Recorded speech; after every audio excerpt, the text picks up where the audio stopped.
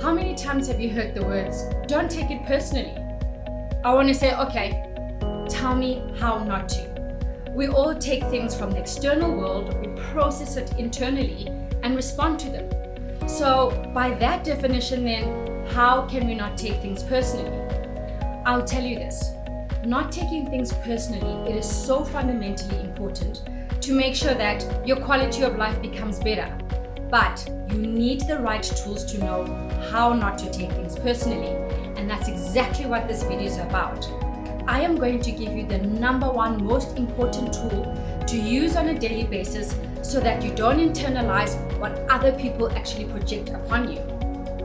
If you like this type of content, do me a favor, click the like button or subscribe button so that I can get this content to more people who can actually benefit from it. Before I go into the video, I want to tell you this.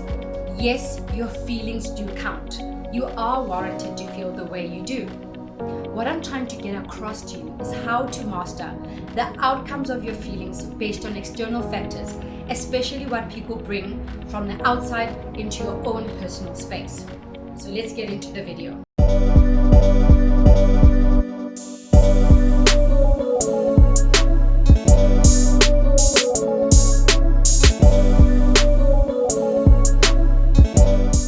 For those of you who follow my channel, you'll know that my name is Tish. I'm a certified life coach, a mom, and as I always say, I'm an avid enthusiast of working with people. I just love to see people transforming their lives, living their best version of themselves, and ultimately being happy on a daily basis. When you start to understand that every single person, including yourself, has got an ego that needs to be acknowledged, then you're halfway there. It's a natural process to make everything that happens to us about us, even if it's not. Before I give you the tool of how not to take things personally, I want to paint a picture of our daily lives, practical examples of what actually happens and our immediate response to them, of how many things that we actually take personally.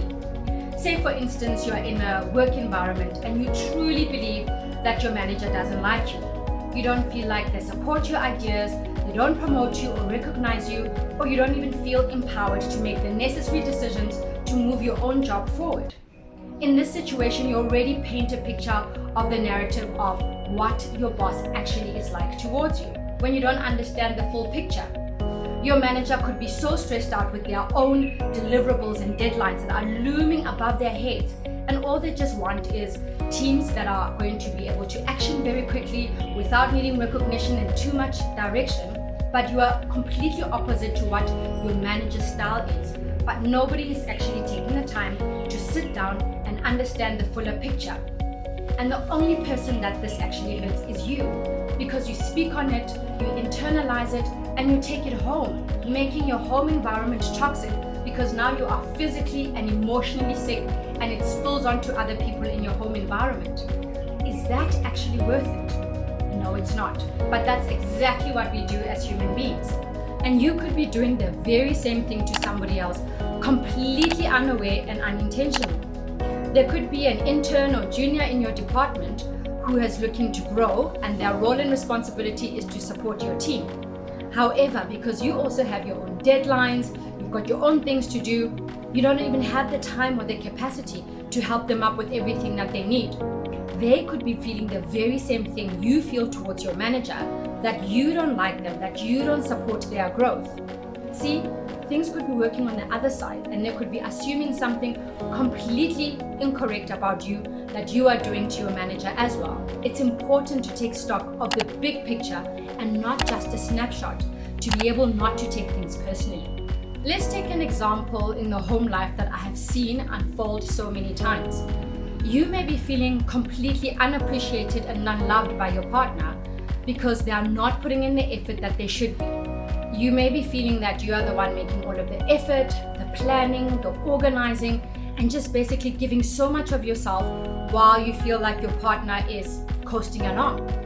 I've seen this play out many times with my clients.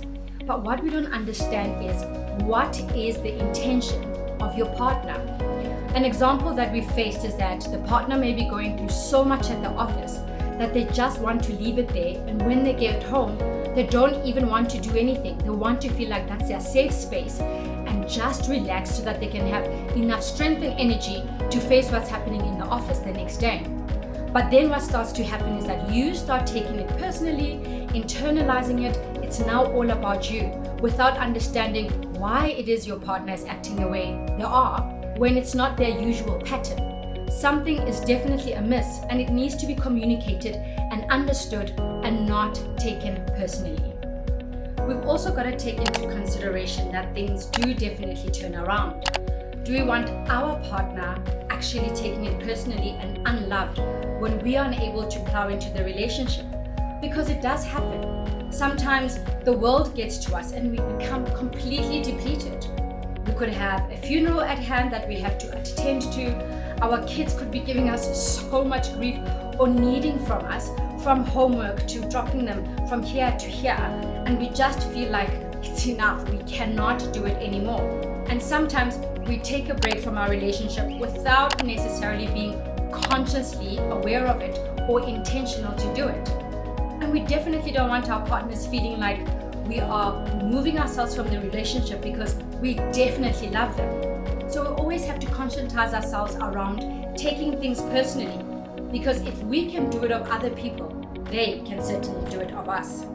And what I'm saying here is that other people are going to continuously take our actions personally, irrespective of the intention.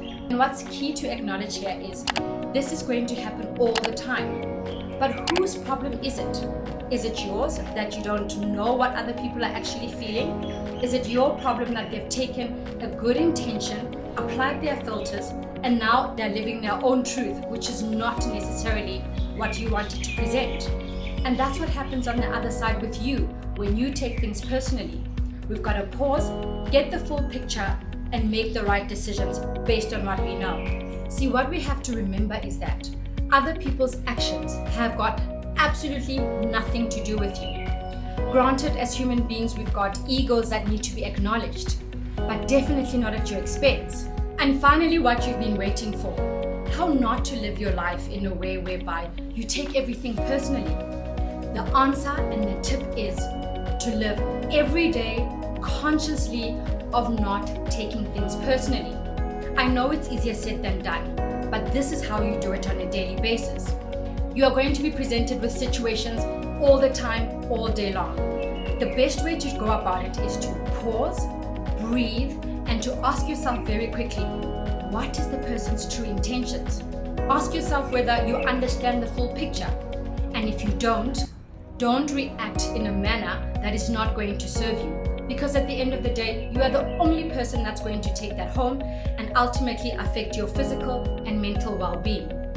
It's around practicing this all the time, consistently, every single day. Once you get to master this act, you'll very quickly get to realize that the world is not against you. Nobody's against you. People are living their own lives. They've got their own challenges and their own ambitions. And that's all they're focusing on, not you. If you like this video, click the like button. It helps me to get my content and channel to so many other people. Else, you can click the subscribe button so that you can get weekly amazing content that I have in store for you. Until then, see you next time.